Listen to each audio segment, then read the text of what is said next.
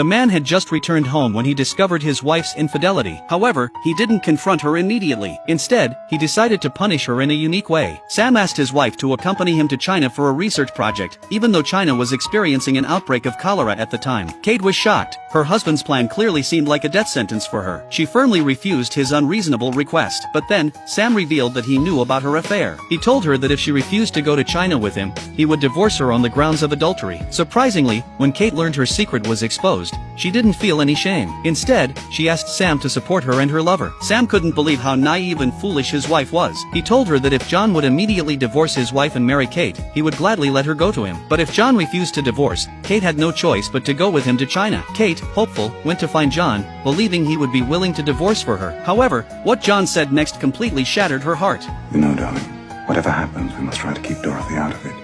What do you mean? I know, Dorothy, nothing in the world will induce her to divorce me.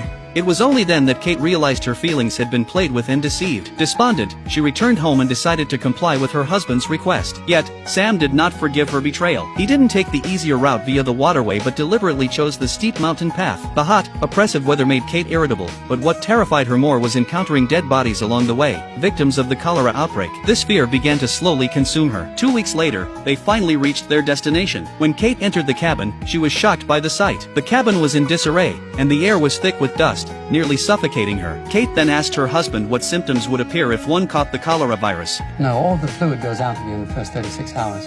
You die of dehydration, actually. So it's messy and very painful.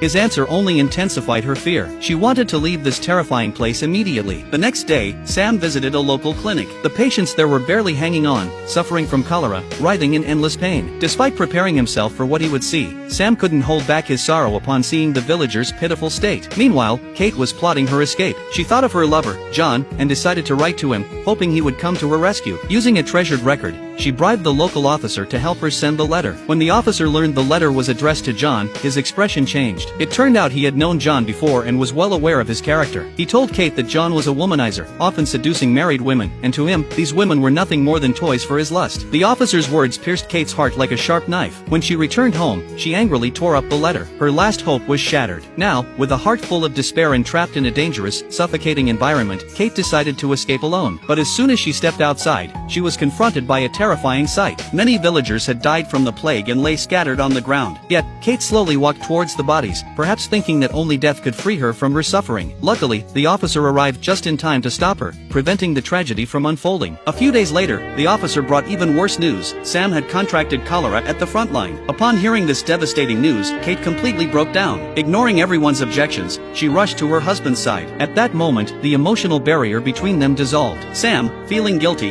expressed his remorse. Forgive. Forgive you. There's nothing to forgive. With his wife by his side, Sam passed away, his eyes still filled with love for Kate until the very last moment. In the face of life and death, it seemed that everything else was trivial.